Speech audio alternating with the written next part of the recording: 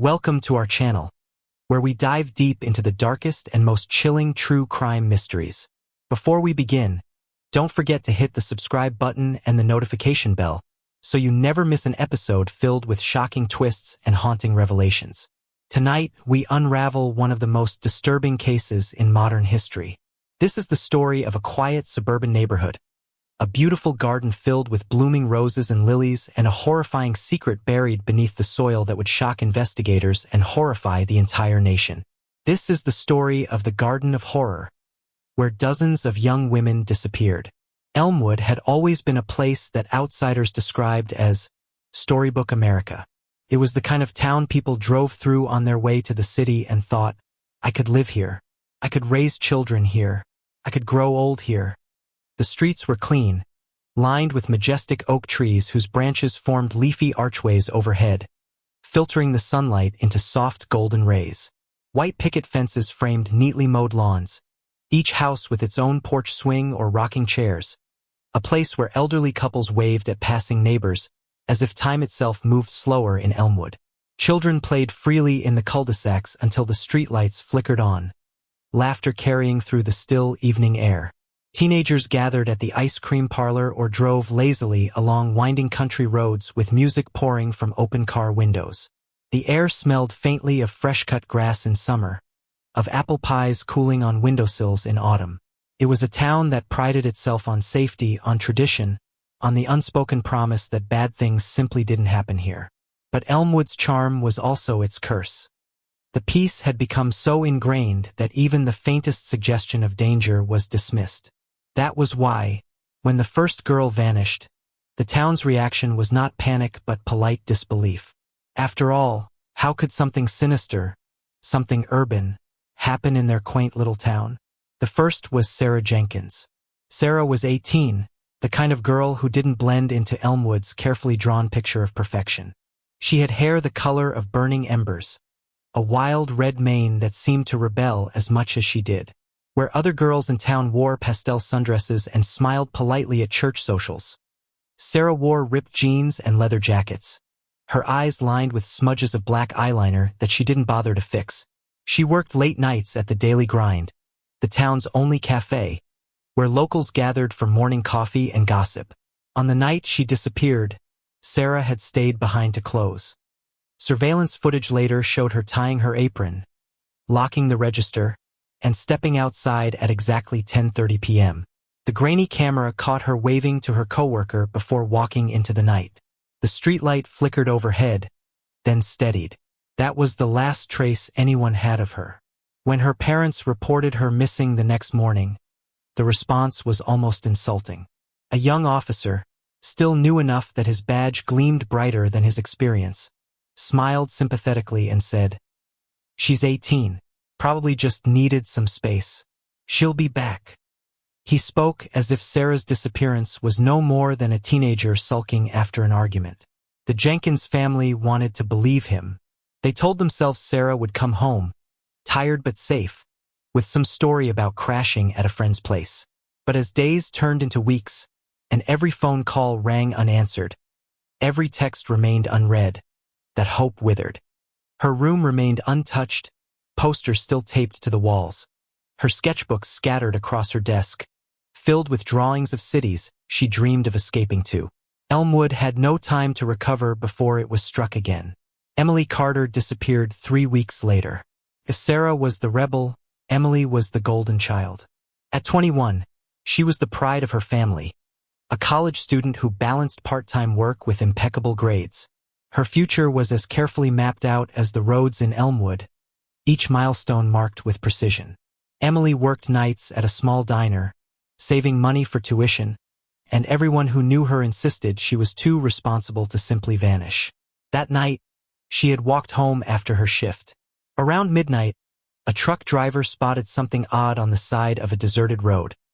A phone, its screen cracked, lying beside a purse. The purse was emptied of everything but a blank notebook. There were no tire tracks, no blood, no footprints, no sign of a struggle. It was as if Emily had been erased from existence, lifted cleanly out of the world. By then, unease had spread like a stain. Mothers began to walk their daughters to school instead of letting them bike alone. Fathers checked and rechecked the locks on their doors. Rumors swirled. People whispered about a predator, someone watching, waiting. The police chief, a man who had built his entire reputation on Elmwood's spotless safety record, stood before the press and assured the town there was no connection. Two separate incidents, he declared firmly. No need to panic. But his words rang hollow, and behind closed doors, even the officers whispered their doubts. Then came Maria Sanchez. Maria was 20, a journalism student with ambition burning brighter than Elmwood could contain. Her parents had moved to the town for safety, for opportunity, for a better life. Maria was the kind of young woman who worked harder than anyone else, splitting her time between classes, the library, and volunteering. She was cautious, careful, not someone who took risks. The last time anyone saw her, she was walking toward the campus library in the late afternoon. She was only a few hundred yards away, but she never arrived. The surveillance cameras had conveniently been malfunctioning that week, and no witnesses could remember seeing her beyond the parking lot. Her parents plastered the town with posters bearing her smiling face, her dark eyes full of determination. But the posters became another layer of wallpaper, fading under the sun and rain, ignored by drivers who hurried past with windows rolled up. By now, Elmwood was choking on fear. The whispers had turned into accusations, the online forums filled with frantic speculation. Someone is hunting our girls, one post read. They're planning this. They're careful. The police worked frantically, poring over hours of grainy footage, interviewing anyone who might have seen something, but the cases remained frustratingly clean. No evidence, no bodies, no leads. And yet, buried beneath the mountain of despair, a thread began to reveal itself. It was thin, fragile, almost laughable in its simplicity but undeniable. All three girls, according to fragments of witness statements and bits of footage, had one thing in common. They had all walked past Elmwood's 12th Street. 12th Street was quiet, unassuming, lined with neat houses and manicured lawns. But one house stood apart. It wasn't larger or wealthier, but it was different. This garden. The garden was the most vibrant in town, a dazzling explosion of color. Roses, lilies, tulips, marigolds, flowers that shouldn't bloom together somehow flourished there. The grass was always lush, greener than anywhere else. Neighbors often remarked on its beauty, envying the homeowner's green thumb. The garden was considered Elmwood's crown jewel, a place that embodied life and harmony. But beauty, as Elmwood was about to learn, can be a mask, curtain, a way to hide the grotesque behind petals and perfume. What no one realized was that the garden's life came at a terrible price. Beneath the roots and blossoms lay silence, the silence of the missing, the silence of the women who had vanished without a trace. And Elmwood, for all its innocence, was about to confront a truth it could never unsee. The gentle whisper of the wind through the meticulously pruned rose bushes was often the only sound that broke the profound stillness of Mr. Harlan's garden. Each petal seemed to tremble in the soft current of air, and the fragrance that lingered was both soothing and intoxicating, drawing the senses into a world so carefully crafted it almost felt unnatural. His garden was more than a mere collection of flowers. It was a sanctuary of color and fragrance, a living canvas that reflected his dedication, his discipline, and his silence. Every path of gravel, every hedge trimmed with surgical precision, told of Horsenow, years spent in patient devotion. It was a haven of order in a chaotic world, and for many, it was the only part of Mr. Harlan they truly knew. To those in the town, he was an enigma cloaked in tweed and earth-stained gloves. A middle-aged veteran whose years of service had carved quiet lines of sorrow into his weathered face. Harlan carried himself with a kind of reserved melancholy that invited neither questions nor confessions. He lived alone in his modest house, a solitary sentinel guarding the flourishing kingdom that lay beyond his white picket fence. Rarely did he step into the world outside, and when he did, his presence was fleeting, marked by polite nods and curt greetings that hinted at courtesy without ever encouraging conversation. In many ways, He was less a man than a fixturia shadow among the vibrant roses he so lovingly tended. His devotion bordered on obsession. From the first blush of dawn, when the morning dew clung like diamonds to the tender petals, until the last ember of twilight faded into the night, he remained there, kneeling in the dark soil, coaxing beauty from the ground with hands both calloused and precise. The neighbors often remarked that it was as if time did not exist for him. The world's rhythms mattered little when there were roses to prune, soil to enrich, pests to banish, and blooms to nurture.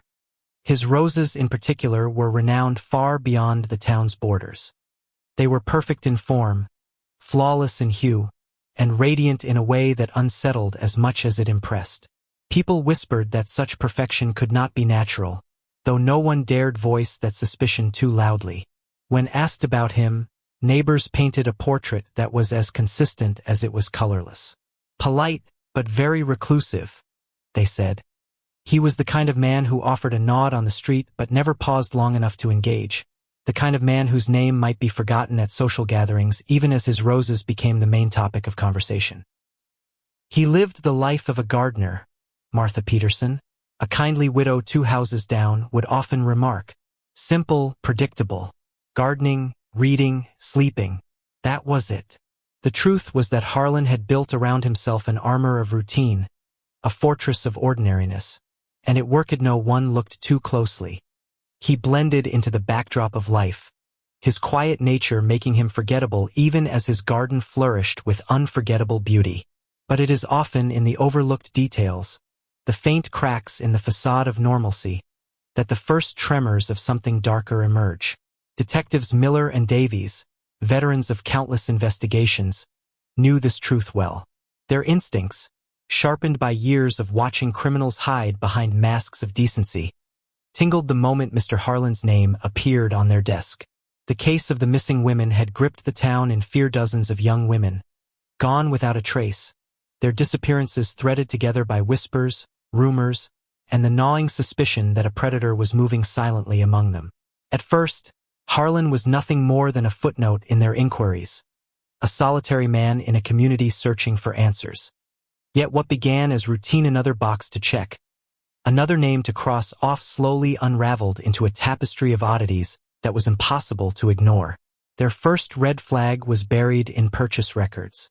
While any devoted gardener might purchase soil, fertilizer, and tools, Harlan's transactions carried a peculiarity that set them apart. The sheer volume was alarming. Bags upon bags of premium topsoil, gallons of liquid fertilizer, and chemicals designed for rapid decomposition of organic matter. Even stranger were the times of his purchases. Receipts revealed digital timestamps, transactions made well past midnight at obscure suppliers. To the detectives, it was as though he were deliberately avoiding daylight, carrying out his errands under a veil of secrecy. Why buy so much, and why buy it so late? Detective Miller muttered, tapping the receipt against the table during their first review. It's like he didn't want to be seen. Then came the trucks.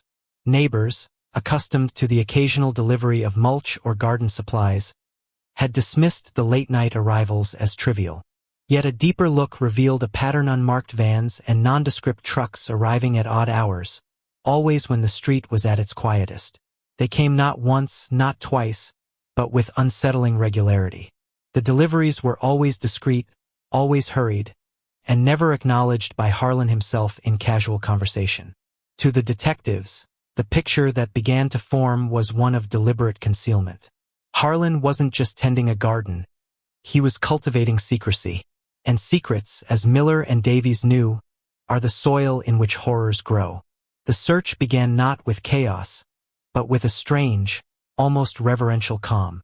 Morning light hung low over the neighborhood, gilding the rooftops and casting long shadows across Mr. Harlan's immaculate garden. To the casual observer, it might have seemed like any other day, the roses blooming in their perfect symmetry, the hedges standing tall in silent salute. Yet behind the yellow tape that now cordoned off the property, the scene was anything but ordinary. Police cruisers idled at the curb, radios crackling with clipped instructions, while neighbors clustered in anxious knots, whispering and craning their necks for a glimpse of what was to come.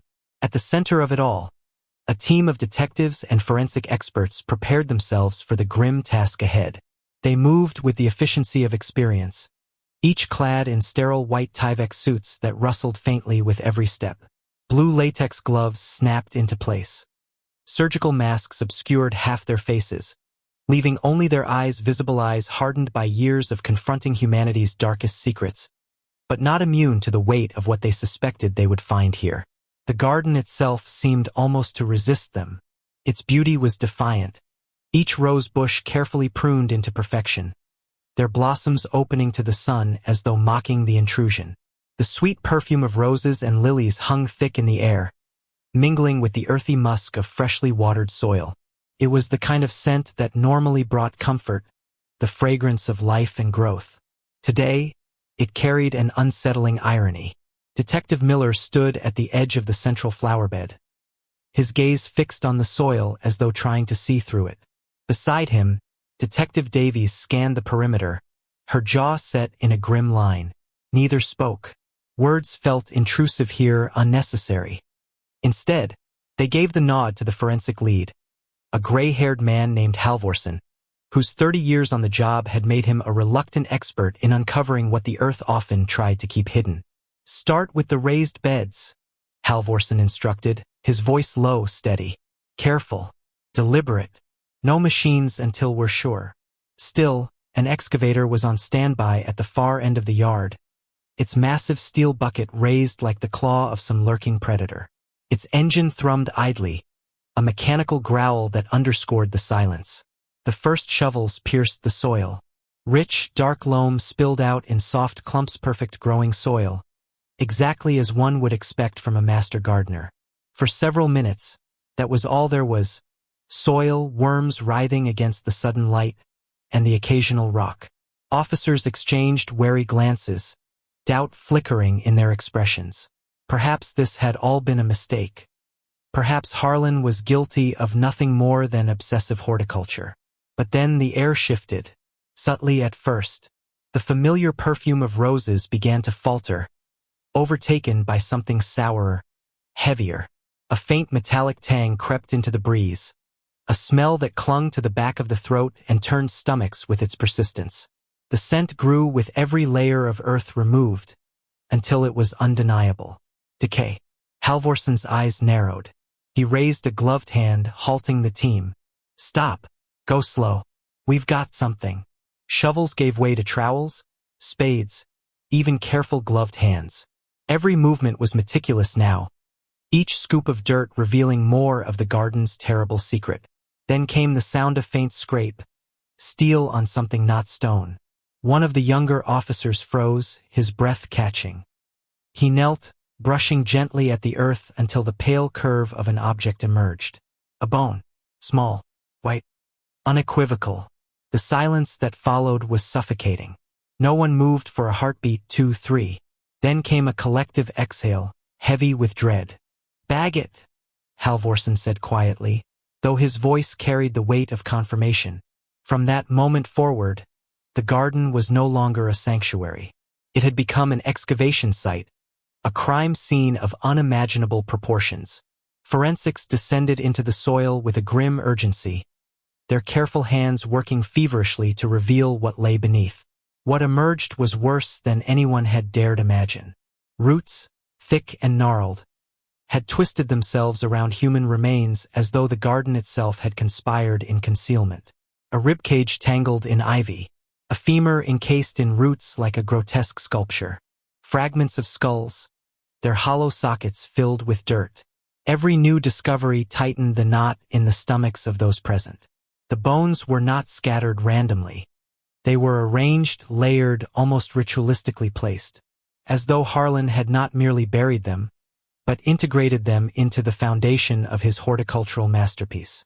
By noon, the street outside had transformed into a circus of flashing lights and media frenzy.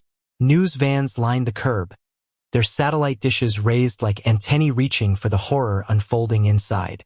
Reporters clamored against the police barrier, microphones thrust forward, voices rising in overlapping waves of speculation and disbelief.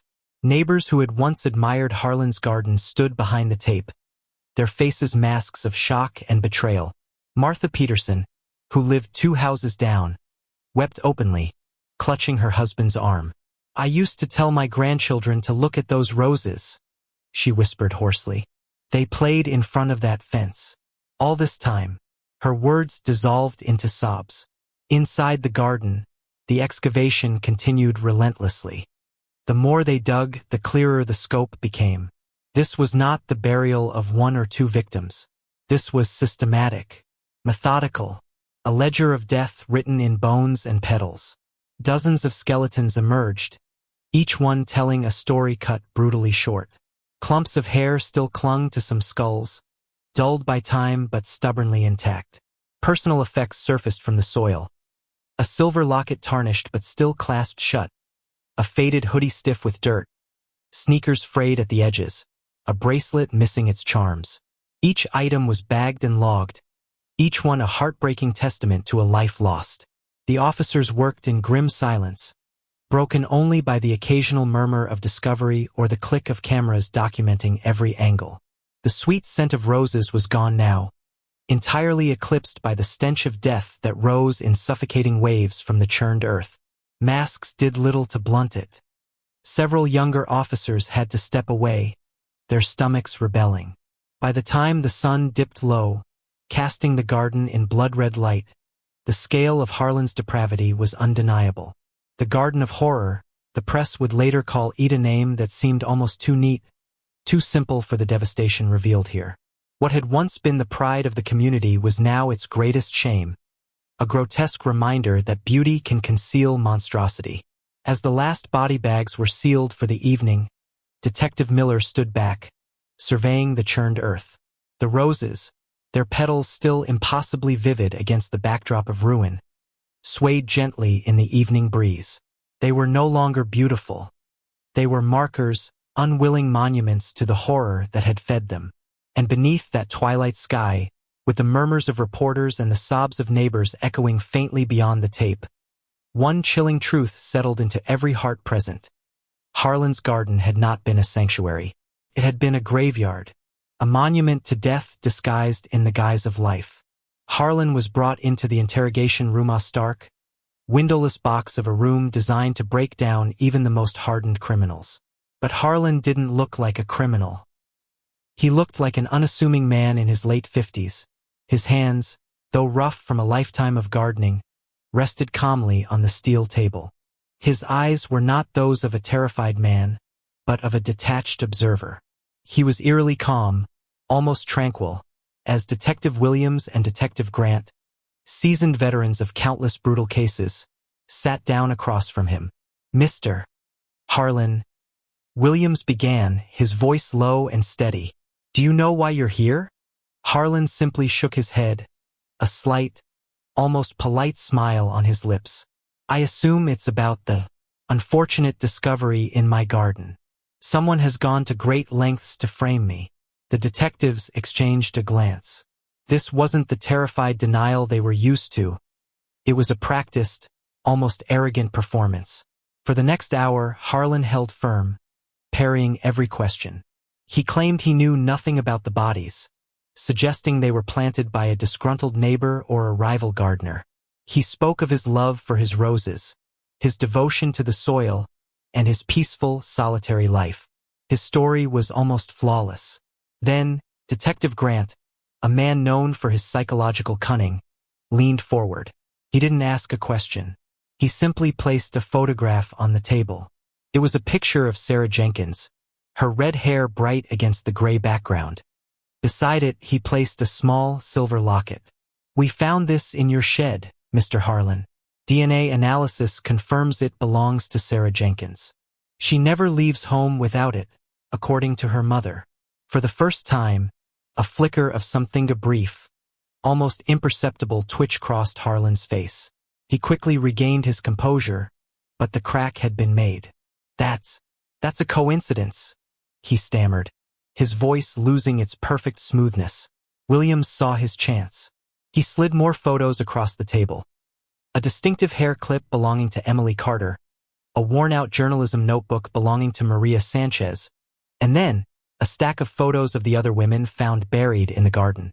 These aren't coincidences, Mr. Harlan. These are lives. Lives that all led to your garden. We found their DNA on tools in your shed, traces of their blood hidden beneath layers of paint in your basement.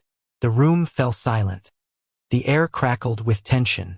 Harlan's calm facade began to crumble. He shifted in his seat, his hands clenching into fists. His tranquil eyes now darted around the room, trapped. The well-rehearsed lies tangled into a mess of contradictions. His bravado was gone, replaced by agitation. Finally, in a chilling moment that the detectives would never forget, Harlan leaned back in his chair. He let out a long, slow breath, a sigh of resignation mixed with a strange, dark satisfaction. He looked at the detectives not as his interrogators, but as people who were finally about to understand his masterpiece. "You don't understand," he said, his voice no longer calm but filled with an eerie, detached pride. "Their lives were fleeting, meaningless, but I gave them a purpose. I gave them a final destination. My garden is beautiful, isn't it? It's alive. It's perfect." He confessed to everything, but without a shred of remorse. He spoke of each murder as if he were recounting the steps of a gardening process. The soil needs to be nourished. The roots need a foundation. I gave them that. Their lives didn't end. They were transformed. They became part of something beautiful. My garden will live forever. The detectives sat in stunned silence. Harlan wasn't a man who had committed a crime. He was a man who believed his crimes were a sacred act, a form of twisted art. He saw himself not as a murderer, but as a garden god, presiding over a macabre Eden. His confession was not a plea for mercy, but a boast. He was proud of the work he had done. And in that moment, they knew they had caught a monster unlike any they had ever encountered, a monster who had hidden his true face behind the simple beauty of a blooming rose. The trial of Mr. Harlan became a national spectacle.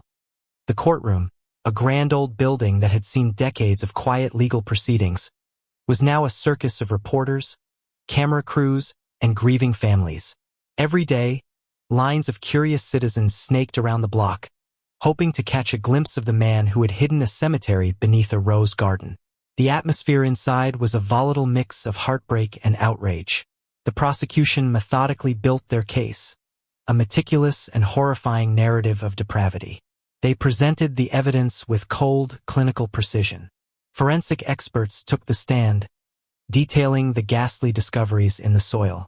They showed the jury magnified images of bones tangled in roots, of fragmented skulls, and of small, personal items: a broken necklace, a faded hair tie, a single earring, all serving as silent, damning testaments to the lives that had been extinguished. The sheer scale of the horror was almost impossible to comprehend. But the most gut-wrenching moments came when the families took the stand. Parents spoke through choked sobs, clutching photos of their daughters, girls who were vibrant, ambitious, and full of life before they vanished. They described the endless nights of waiting, the false hope, and the ultimate, crushing despair when they were told their children had been found, not in a home, but in a grave. A mother of one of the victims, her voice trembling with a mixture of grief and rage, looked directly at Harlan and asked, "How could you do this? How could you call this beauty?" Harlan sat there, impassive. He showed no remorse, no emotion. His face remained a placid mask of indifference, as if the trial was an inconvenient interruption to his life. This cold detachment only fueled the fury of the victims' families. Then came the most crucial witnesses, the survivors. 3 young women, who had narrowly escaped Harlan's clutches, bravely took the stand. They testified to the terror of his traps, the seemingly friendly invitations, the subtle lures, and the sudden, terrifying violence. One woman, a former high school student, described being offered a ride home by a nice old man with a beautiful garden, only to feel a hand clamp over her mouth as he tried to drag her into his shed. She fought and screamed, managing to get away. Her testimony painted a chilling picture of the monster behind the gentle facade, showing the jury that his evil wasn't a sudden descent, but a carefully planned and executed routine. The jury listened in stunned silence. The prosecution's closing arguments were short and powerful. They spoke of the trust that had been violated, the beauty that had been corrupted, and the darkness that had festered in plain sight. They described Harlan not as a man, but as a predator who had reveled in his monstrosity. After weeks of overwhelming evidence and harrowing testimony, the jury deliberated for only 3 hours. When the verdict was read guilty on all counts, a collective gasp of relief and a wave of tears swept through the courtroom.